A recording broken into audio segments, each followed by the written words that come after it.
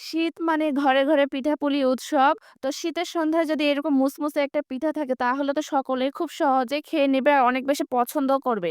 তো welcome to my new blog. আসসালামু আলাইকুম। সবাই কেমন আছেন? আমিও ভালো আছি আলহামদুলিল্লাহ। তো আমি ১ম এই পিঠাটি বানানোর জন্য নিয়েছি একটা ছোট পাতিল। এই পাতিলের মধ্যে পরিমাণ মতো পানি নিয়েছি। আ এখানে লবণ দিয়েছি, আদা রসুনের পেস্ট দিয়েছি। তারপর এখানে কাঁচামরিচ দিয়েছি। আপনারা যে এরকমভাবে মরিচ খেতে পছন্দ করেন সেভাবে দিবেন। এখানে আমি শুকনো মরিচ এড করব। এজন্য কাঁচা মরিচটা আমি পরিমাণে কম দিয়েছি। তারপর এখানে আমি দিয়েছি পুদিনা পাতা। তো আমার কাছে ধনিয়া পাতা ছিল না। এজন্য পুদিনা পাতা এড করেছি।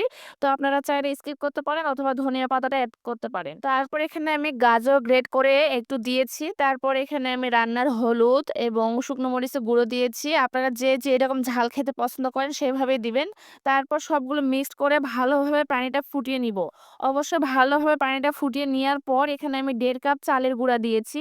আমি শুকনো চালের গুঁড়া এড করেছি। আপনারা চাইলে বাজারে কেনা চালের গুঁড়া দিয়েও করতে পারেন অথবা ভেজা চালের গুঁড়া দিয়েও করতে পারেন। সবগুলো ভালোভাবে মিক্সড করে একটা ডো বানিয়ে নিয়েছি। তারপর এটা ৫ মিনিটের মতো রেস্টে রেখে দিয়েছি। ৫ মিনিট পর আমি ঢাকনাটা উঠিয়ে নিয়ে ডোটা আমি একটা বোর্ডের মধ্যে নিব। নিয়ে হাতের সাহায্যে খুব ভালোভাবে মুথে নিব।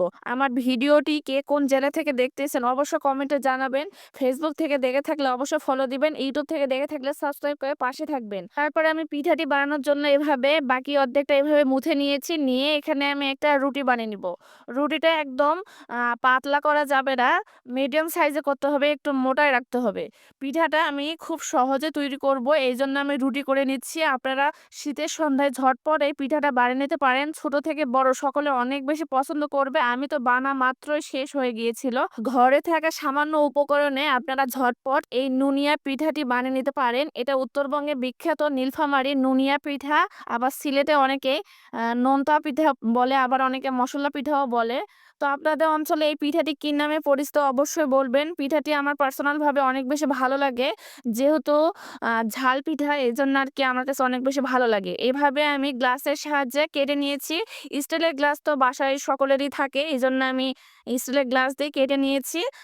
এই তো আমি মোটা করে রেখেছি। আপনারা আপনাদের পছন্দ মতো রাখবেন। মোটা রাখলে আ এটা পিঠাটা অনেক বেশি ফুলকো, ফুলকো হয়। খেতে অনেক বেশি ভালো লাগে। এইভাবে আমি সবগুলো কেটে নিয়েছি। এক সাইডে রেখে দিয়ে চলে গেলাম পরবর্তী স্টেপে। আমি চুলাতে একটা ননস্টিক প্যান বসায় দিয়েছি। এখানে রান্নার রেগুলার তেল দিয়েছি। দিয়ে তেলটা খুব ভালোভাবে গরম করে নিতে হবে। গরম হয়ে আসলে এখানে পিঠাগুলো দিয়ে দিব। দিয়ে এক সাইডে ব্রাউন কালার হওয়া পর্যন্ত ভেজে নিব।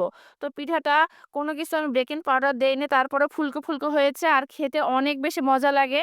আপনারা ঝটপট তৈরি করে নিতে পারেন। এই নুনিয়া পিঠা, অনেকে বলে মসল্লা পিঠা। আপনাদের অঞ্চলে কি বলে অবশ্যই আপনারা কমেন্টে আপনাদের মতামত জানাবেন কেমন লেগেছে এই পিঠাটি। তো ভালো লাগলে বেশি, বেশি করে শেয়ার করবেন, পাশে থাকবেন। আজকের মতো আল্লাহ হাফেজ।